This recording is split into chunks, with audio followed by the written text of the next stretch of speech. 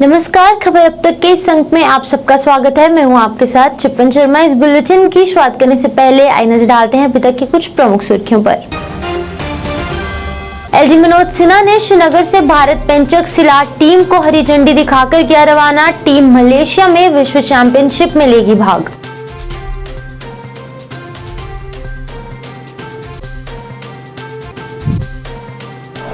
द्रौपदी मुर्मू के नए राष्ट्रपति बनने पर भदरवा में जश्न और जेएंडके गद्दी शिप्पी एसोसिएशन ने प्रधानमंत्री का किया शुक्रिया अदा।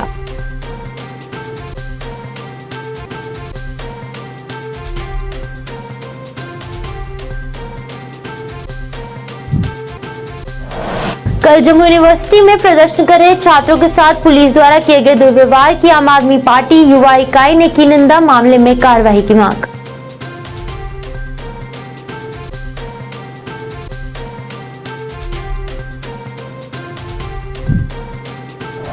और उधमपुर में जगह जगह कैंप लगाकर लोगों को लगाई जा रही बूस्टर डोज, नियमों का पालन करने की जा रही appeal.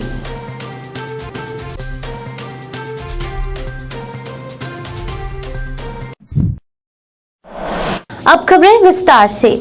Lieutenant governor Manoj Sinha ने श्रीनगर से भारत पेंचक सिलाट टीम को हरी झंडी दिखाकर रवाना किया। बता दें, ये टीम मलेशिया में विश्व चैंपियनशिप में भाग लेगी। लेफ्टिनेंट गवर्नर ने टीम को विदा करने से पहले सभी खिलाड़ियों से मुलाकात की और उनसे अच्छा प्रदर्शन करने को उत्साहित किया। वहीं इस दौरान खिलाड़ियों में काफी उत्साह देखने को मिला और खेल की रौनक भी देखने को मिली।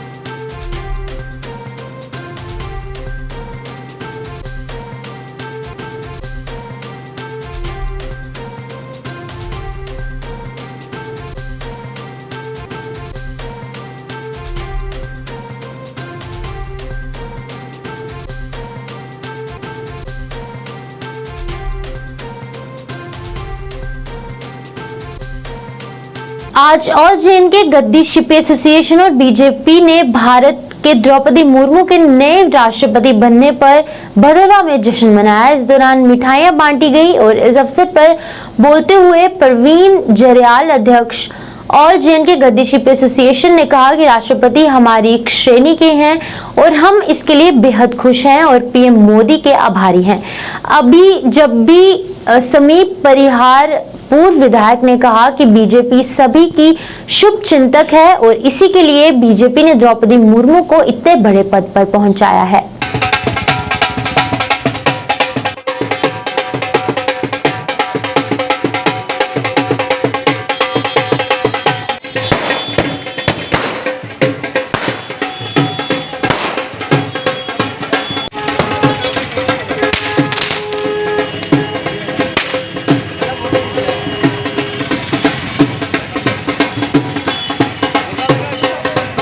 आज बहुत खुशी का मुकाम है। जैसे आप सभी लोग जानते हैं, हमारा 15वां प्रेसिडेंट ऑफ इंडिया जो श्रीमती द्रौपदी मुर्मू जीत के आई, वो एक जनजाति महिला हैं और ये पूरे जनजाति समाज के लिए बड़ी खुशी का मौका है। आज पूरे हिंदुस्तान के अंदर जनजाति समाज जो है वो खुशियाँ मना रहा है, चाहे वो गद्दी शिप्पी हो, चाहे वो गुज्जर बकरवाल हो, चाहे अदर दूसरे हमारे ट्राइब के लोग हों, तो सभी लोग जो बड़ी धूमधाम से खुशी मना रहे हैं। इस वक्त जम्मू कश्मीर के अंदर जगह जगह से हमें मुबारकें आ रही हैं। देश में खुशी का माहौल है। मैं तमाम देशवासियों को अपनी ओर से और अपनी पार्टी की ओर से बधाई देना चाहता हूं। आज हम भदरवा में हैं, भदरवा के शहर में आए हैं। लगातार हर गांव में हम जा रहे हैं। 25 तारीख तक हमने जैसे कांसर है, मंथला है, डंडी है, हडल है, भारई है, अपना वह चिली पिंगल में है, वो ढड़काई एरिया है, गुज्जर बकरवाल, शिप्पी गद्दी, जहाँ भी रहते हैं वहाँ हम जा रहे हैं। और इन लोगों में इतना जोश है। मैं ऑनरेबल नरेंद्र भाई मोदी जी का शुक्रिया अदा करता हूं, उनको बधाई देता हूं कि उन्होंने ऐसा कैंडिडेट हमें दिया और जिससे छोटी जाति के जितने भी लोग हैं वो खुश हुए हैं। भाजपा प्रवक्ता अल्ताफ ठाकुर ने भी द्रौपदी मुर्मू को उनके राष्ट्रपति बनने के लिए बधाई दी और भाजपा के लिए इस जीत की खुशी भी जाहिर की। इस अवसर पर बोलते हुए उन्होंने कांग्रेस और उसके सहयोगी पार्टियों को आड़े हाथों लेते हुए कहा कि ये उनके लिए एक और नुकसान है, जिसकी तरह की भाजपा ने ये जीत हासिल की है, आगे भी इसी तरह से आगामी सभी चुनाव में जीत हासिल करते रहेंगे। ये बात है कि एक ट्राइबल वुमेन आज देश की प्रेसिडेंट बनी है, देश की सदर बनती है, जो एनडीए की कैंडिडेट है। इस बात से ये साफ जाहिर होता है कि Bharatiya Janata party women's empowerment के लिए हमेशा जो प्रतिबद्ध रही और जो उसने हमेशा वुमेन्स एम्पावरमेंट बात की, आज उन्हें प्रूव करके। और सबसे बड़ी बात है, देखिए, एनडीए की किस्मत में जीत लिखी और कांग्रेस और जितनी भी अलायंसेस पार्टीज, चाहे वह उनका यहाँ एनसी हो या कोई और रीजनल पार्टी से, शिकस्त उनका किस्मत बन चुकी है। और आने वाले इलेक्शन में भी यही होगा कि भारतीय जनता पार्टी बड़ी पूरी बहुमत के साथ जम्मू कश्मीर पर गवर्नमेंट बनाएगी और जो जितनी भी इतनी अलायंस है कांग्रेस की, जो कांग्रेस की साथवादी पार्टी है, उनको शिकस्त होगी। और ये अब लोगों ने आज भी बता दिया और पहले भी जैसे कांग्रेस हारती आ रही है, और आज जो राष्ट्रपति का इलेक्शन था इसमें भी कांग्रेस की बहुत जबरदस्त। कल जम्मू यूनिवर्सिटी में अपनी मांगों को लेकर प्रदर्शन कर रहे छात्रों के साथ पुलिस द्वारा दुर्व्यवहार किया गया। इसी को लेकर आज आम आदमी पार्टी की युवा इकाई द्वारा इसकी निंदा की गई। एक पत्रकार वार्ता के दौरान आम आदमी पार्टी के युवा नेताओं ने पुलिस की तरह इसकी निंदा की। उन्होंने कहा कि छात्रों के साथ बदसलूकी की गई, उन्हें घसीटा गया और कई छात्रों के कपड़े भी फाड़ दिए गए, जो कि सरासर गलत है। उन्होंने पुलिस की निंदा की और इस मामले में कार्यवाही की मांग की।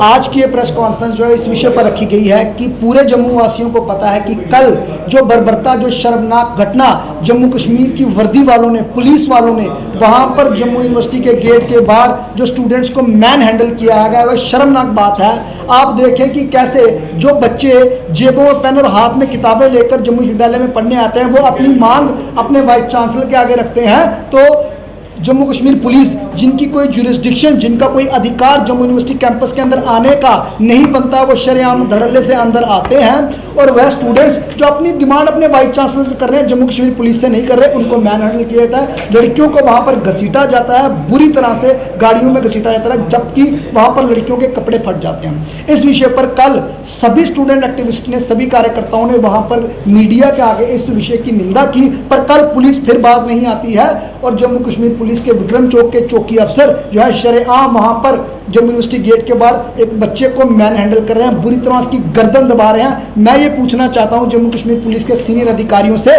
क्या जम्मू कश्मीर पुलिस के अधिकारियों को वर्दी क्या स्टूडेंट्स पर, निहत्थे स्टूडेंट्स पर अत्याचार करने के लिए मिली है? क्या स्टूडेंट्स अपनी जेबों में आरडीएक्स लेकर घूम रहे हैं, जो आप इनकी गर्दनें पकड़ पकड़ कर इनको घसीट घसीट के अंदर अपने घुसा रहे हैं थानों के अंदर? जम्मू कश्मीर में कोविड-19 के मामलों में आए दिन बढ़ोतरी देखने को मिल रही है, जिसके चलते अब स्वास्थ्य विभाग भी सतर्क होता नजर आ रहा है। वहीं स्वास्थ्य विभाग द्वारा जगह जगह पर कैंप लगाए जा रहे हैं और लोगों को कोविड-19 के टीके लगाए जा रहे हैं। वहीं आज उधमपुर के वार्ड नंबर 5 में भी स्वास्थ्य विभाग द्वारा एक कैंप का आयोजन किया गया, जिसमें कि वार्ड नंबर 5 के लोगों को कोविड-19 की बूस्टर डोज लगवाई गई। इस मौके पर वार्ड नंबर 5 के पार्षद सुलक्षणा मगोत्रा ने बताया कि इस कैंप के लोगों को कोविड-19 की बूस्टर डोज लगाई जा रही है और जिन लोगों ने अभी तक कोविड-19 का टीकाकरण नहीं करवाया है, उनको टीकाकरण जल्द से जल्द करवाया जाना चाहिए।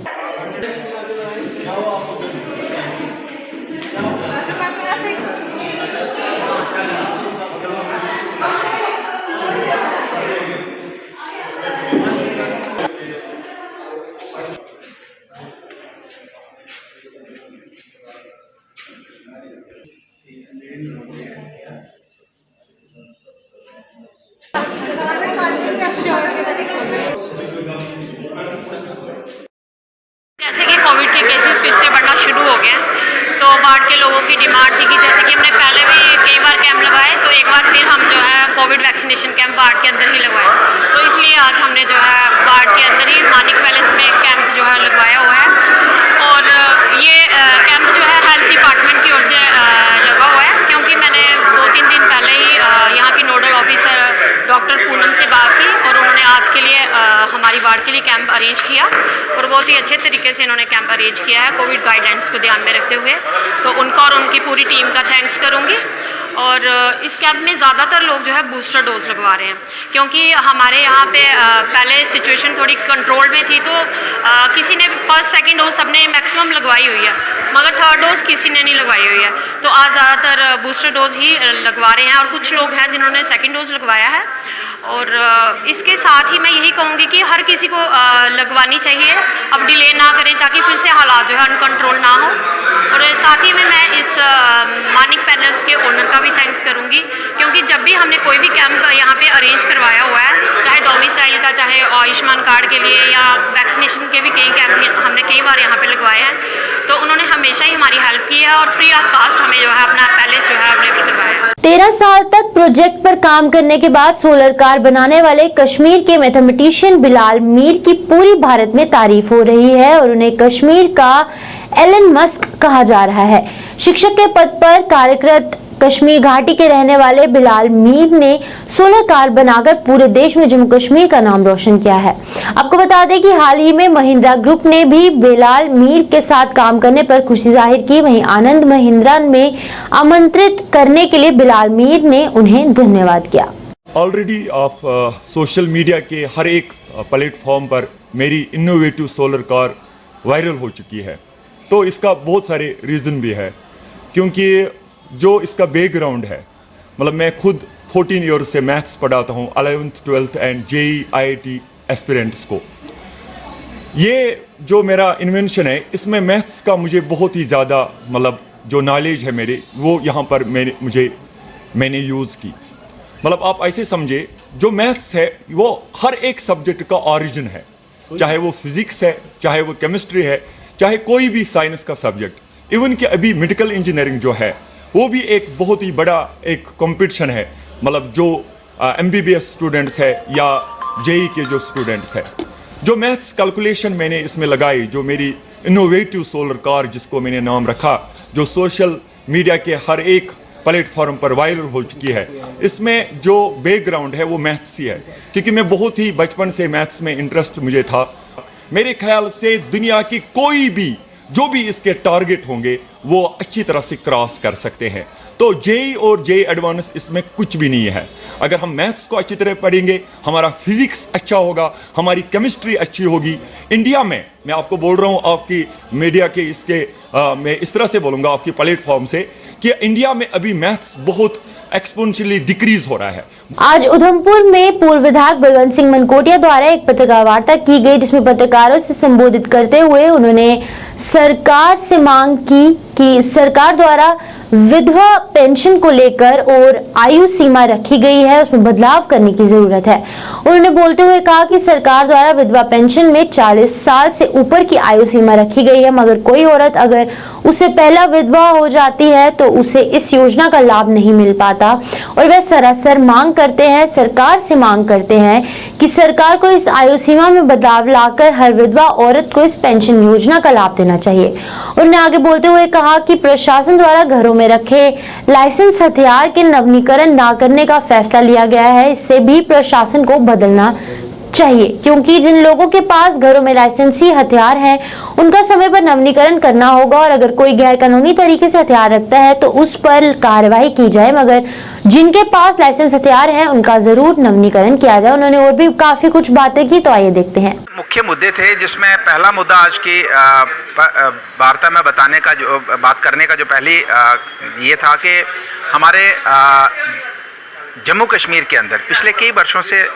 एक नया नियम बना है कि जिसमें जो लड़की, जो औरत विडो हो जाती है यंग एज में, उसको पेंशन नहीं दी जाती है। उसको तब तक इंतज़ार करना पड़ता है जब तक उसकी एज 40 साल तक नहीं होती है, और जिसके लेके लगातार हम कई वर्षों से हम भी कांटेक्ट में हैं लगातार अधिकारियों के, कंसर्न डिपार्टमेंट के, विभाग के अधिकारियों के साथ। और आज फिर से हम कहना चाहते हैं कि ये बार बार हमारे पास ऐसी लेडीज़ आती हैं, दफ्तर में आती हैं, जो ये कहती है कि हमें पेंशन नहीं मिल रही, लेकिन उनको हम जब समझाने की कोशिश करते हैं तो वो समझाना बहुत मुश्किल होता है। और ये बिल्कुल गलत नियम बनाया है सरकार ने कि अब एक 22 साल की एज में अगर कोई विडो हो जाती है, 25 साल की एज में विडो होती है, जब उसका बच्चा 2 साल का, 4 साल का है, जब उसको इमीडिएट ज़रूरत है उस बच्चे की खाने का इंतज़ाम करने का, स्कूलिंग का इंतज़ाम करने का, उसको यूनिफॉर्म का, तो उसको 40 साल तक जब उस लेडी की एज होती है तो बच्चा 15-18 साल का हो जाता है, वो खुद कमाने लगता है, तो तब तो उसको इतनी ज़रूरत नहीं होती है। लेकिन जिस एज में ज़रूरत होती है तो उस एज में उसको पेंशन मिलती नहीं है।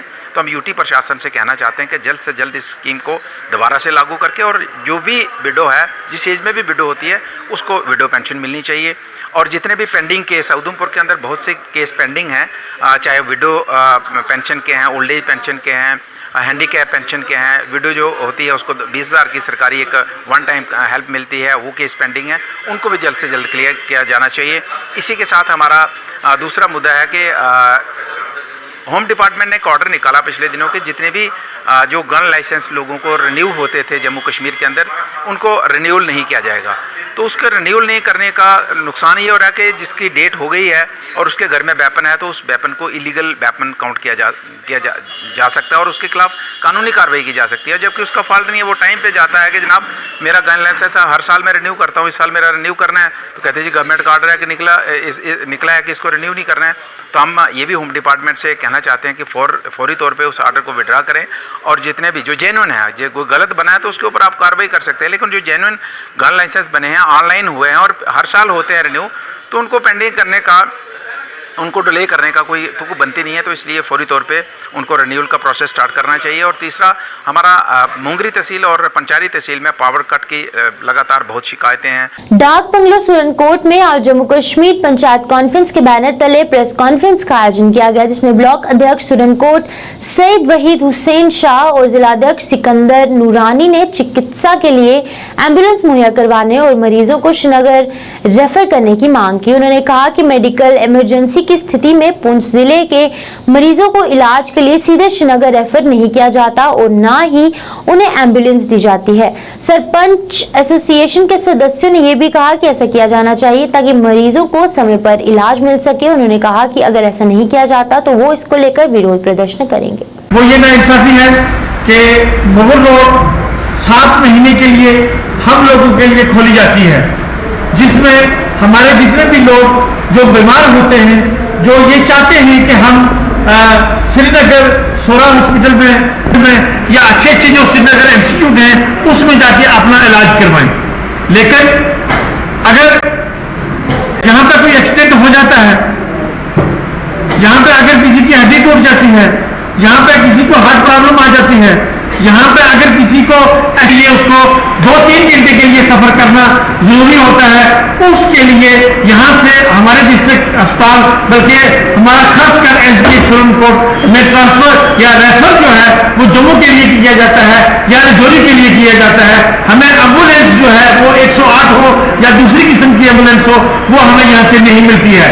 यहाँ पे ये कहा जाता है कि सरकार ने हमें जो ऑर्डर किया है डिस्ट्रिक्ट पुंछ या हमारे डीसी साहब हैं वो हमें ये कहते हैं, या मतलब का जो सीएमओ साहिबा हैं वो हमें ये कहते हैं कि सरकार ने एक ऑर्डर किया है, वो ऑर्डर जो है वो यही है कि यहाँ से पेशेंट जो है वो राजौरी के लिए शिफ्ट होगा, उसको एम्बुलेंस जो है वो राजौरी के लिए मिलेगी, राजौरी से वो जम्मू रेफर होगा।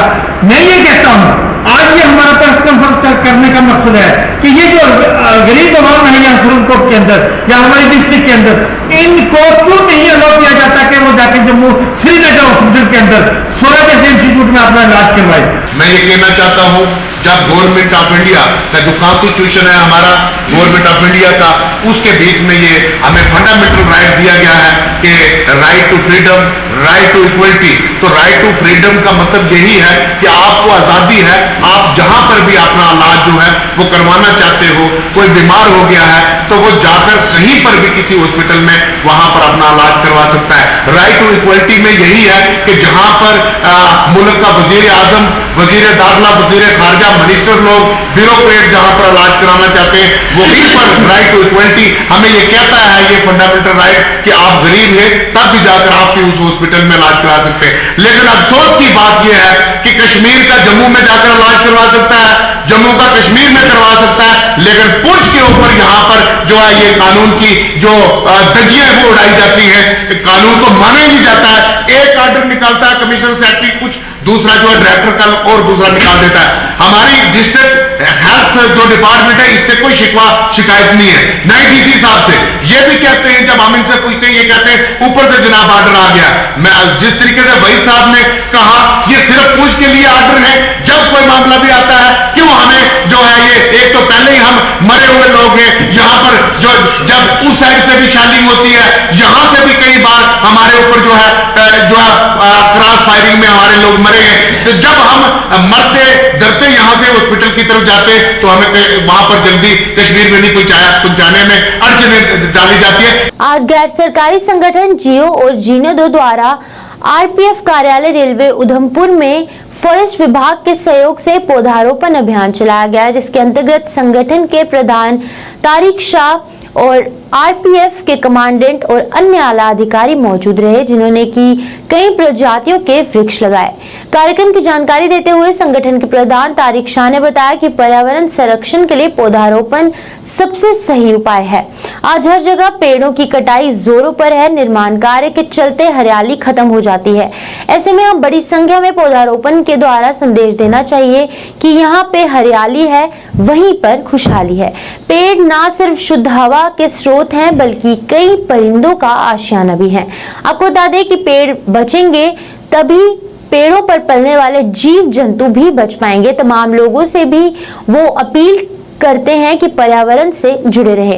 प्रधान तारिक शाह ने अगली जानकारी देते हुए बताया कि पिछले साल की तरह इस वर्ष भी संगठन ने 2 लाख से अधिक पेड़ लगाने का लक्ष्य निर्धारित किया है और इस दिशा में जगह जगह पेड़ लगाए जा रहे हैं और बांटे भी जा रहे हैं।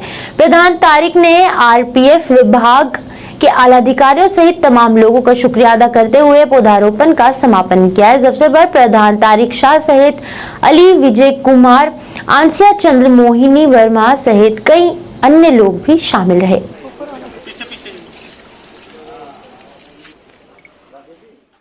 और आज हम लोगों ने आज़ादी का अमृत महोत्सव 75वीं साल पे हम लोगों ने जियो और जीनो दो एक एनजीओज हैं और यहाँ पे फॉरेस्ट ऑफिसर के साथ मिल करके सबके सहयोग से हम लोगों ने करीब 100 पेड़ लगाए हैं आज, और आगे भी हम लोग लगातार प्लांटेशन का हम लोगों का लक्ष्य है। पीएफ के साथ और फॉरेस्ट के साथ मिलके यहाँ पे 100 पेड़ जो है लगाया गया है। लक्ष्य ये है कि इस साल 1 लाख पेड़ जो है संस्था की तरफ से लगाया जाएगा। तमाम लोगों को मीडिया के माध्यम से अपील है, जितना हो सकता है प्लांटेशन कीजिए। प्लांट सिर्फ ऑक्सीजन का स्रोत नहीं है, कई नन्हे परिंदों का बसेरा है इस पे, हमारे लिए मेडिसिन का स्रोत है। और सबसे बड़ी बात है, जहाँ हरियाली है वहाँ खुशहाली है। जम्मू कश्मीर जो है यहाँ काफ़ी ज़्यादा ग्रीन है, लेकिन आज ज़रूरत है कि हम पौधों की रक्षा भी करें, उन्हें बचाएं भी, क्योंकि जितने पेड़ पूरे हिंदुस्तान में सबसे ज़्यादा अगर ग्रीन स्टेट है तो मैं समझता हूँ हमारा जम्मू कश्मीर है। हम खुशकिस्मत हैं, यहाँ ग्रीनरी है, यहाँ हर पोल्यूशन नहीं है। तो इन सब चीज़ों को अगर मेंटेन हमने रखना होगा, अपनी हेल्थ को मेंटेन रखना होगा, तो ज़्यादा से ज़्यादा प्लांट लगाने होंगे। भाजपा कार्यालय कच्ची छावनी में आज एक कार्यक्रम का आयोजन किया गया। कार्यक्रम में तेलंगाना से आए हुए संगठन के विस्तारक अशोक त्रिगोपाला का स्वागत किया गया। इस मौके पर कई भाजपा नेता भी मौजूद रहे, जिन्होंने कार्यक्रम में लोगों की समस्याओं को सुना और उन्हें जल्द हल करने का आश्वासन दिया। हम एकत्रित हुए हैं पूज्य प्रेमनाथ डोगरा जी के जन्मस्थली पर, और आज हमने अशोक जी जो हैदराबाद से जहां विस्तारक जम्मू जिला में विस्तारक के रूप में आए हैं, हम उनका स्वागत किया है, हम उनका अभिनंदन करते हैं। और जिलाध्यक्ष के आदेश अनुसार आज हमारी ड्यूटी लगाई गई है।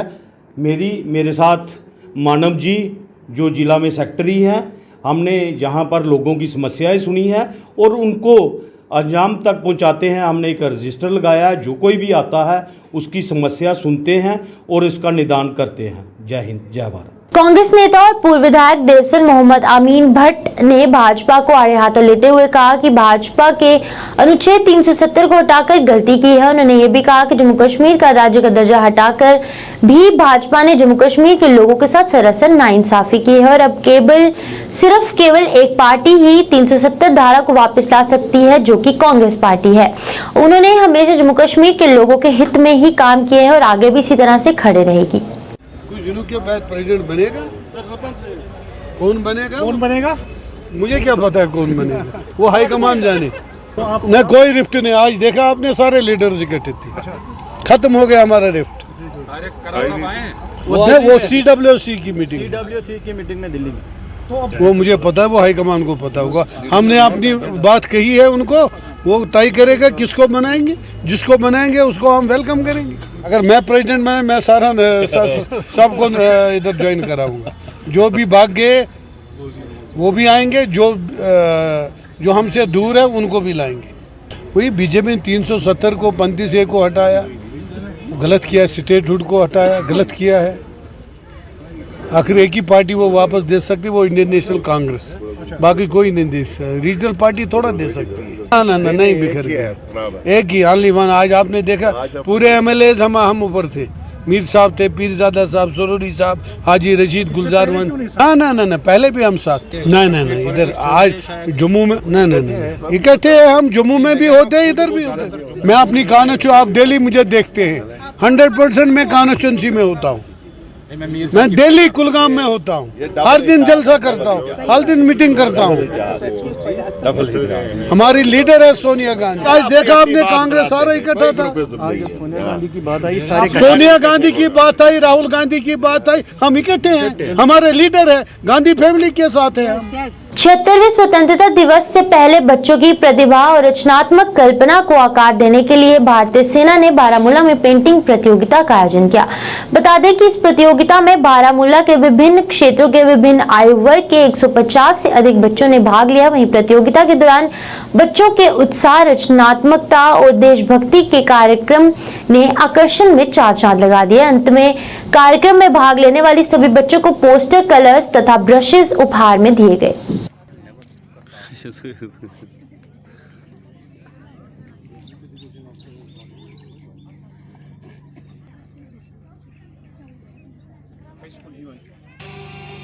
और एक बार इस बच्चे के लिए जोरदार तालियां। आपको मैं बताता चलूं, जिस बच्ची ने इसमें फर्स्ट पोजीशन ली उसको मैं 46 RR का स्पेशली ब्रिगेडियर नेगी साहब का दिल से शुक्रिया अदा करना चाहूँगा कि जिन्होंने ऐसे कंपटीशन का इनेकाद यहाँ पे कराया। खासकर गवर्नमेंट स्कूल के बच्चों को टैलेंट को एक्सप्लोर करने का एक मौका यहाँ पे दिया गया उनको। उन्होंने अपने टैलेंट को एक्सप्लोर किया, उनके लिए प्राइजेस रखे गए, जैसे first position, second position, third position. मैं चाहता हूँ इन कमिंग डेज आर्मी ऐसे इनिशिएटिव्स और ले ले, फोर फ्रंट पे आ जाए, बच्चों के उस टैलेंट को निखारने के लिए ऐसे प्रोग्राम्स का इनेकाद करें, ताकि हमारे जो बच्चे हैं जो बिछड़े हुए हैं या हालात की वजह से, तो जिनकी प्रॉपर स्कूलिंग नहीं हो पाई पिछले 3 साल से डिस्टर्बेंस की वजह से, वो स्कूल से डिटैच रहे, तो मैं चाहता हूं कि ऐसे प्रोग्राम्स ज़्यादा से ज़्यादा ऑर्गेनाइज कराए जाएं। खासकर आर्मी का बहुत बड़ा रोल है इसमें। वो अगर हर लेवल पे, हर हल्का लेवल पे स्पेशली ऐसे प्रोग्राम कराते हैं तो बहुत अच्छी बात है। मैं बहुत खुश हूँ, मतलब हमें 3 साल के बाद वापस से अपना दिखाने का मौका मिल रहा है। जितना कुछ हम कर सकते थे वो हमने किया। ऐसे भी कोई स्टूडेंट है जो अपनी कलाकारी दिखाना चाहते थे, जिन्होंने यहाँ पे दिखाई। मैं इंडियन आर्मी का बहुत शुक्रगुजार हूँ कि उन्होंने हमें वापस से मौका दिया कि हम वापस से अपनी कलाकारी दिखाएं। I am so thankful of the Indian army. मेरा बैच निश्चित आज हमें बड़ा मज़ा आया करने में। वहाँ बहुत स्कूल के बच्चे भी आए थे, उन्होंने अपना बैच दिया और हमने भी अपना बैच। देखते हैं अब क्या होता है आगे। बड़ा सही बनाया है, पता नहीं, होप सो, लेकिन हो सकता है तो आइंदा भी ऐसे प्रोग्राम हाँ होने चाहिए। पिछली बार भी ऐसा हुआ था और इस बार भी फिर से यहाँ पर हुआ है, लेकिन जो कोविड बीच में आ गया तो उससे बहुत सारा हम डिस्टर्ब हो गए थे घर बैठ के। लेकिन अब यहाँ पर आके हम बहुत ही खुश फील करते हैं और हैप्पी फील करते हैं। खुश हूँ कि मेरा फर्स्ट प्राइज़ आया। मैं चाहती थी कि बाकी सब भी स्टूडेंट्स का भी अच्छा मेरे से रहे। मेरे को ये भी नहीं था पता कि मैं फर्स्ट प्राइज़ लूँगी, कि मैंने पेंटिंग मेरी पेंटिंग के साथ कोई वास्ता ही नहीं है, मैं पेंटिंग करती भी नहीं हूँ। आज फर्स्ट टाइम पेंटिंग की और पेंटिंग में ये हुआ। मैं थैंक्स टू इंडियन आर्मी की, उनने मेरी पेंटिंग सेलेक्ट की for first position. Position does not matter, आपको पार्टिसिपेट करना चाहिए हर एक चीज़ में। जेकेसी न्यूज़ की खबर अब तक के इस अंक में फिलहाल इतना ही। कल यहाँ लेकर फिर होंगे हाजिर, तब तक के लिए मुझे मेरी टीम को दीजिए इजाजत और आप देखते रहिए जेकेसी न्यूज़। नमस्कार।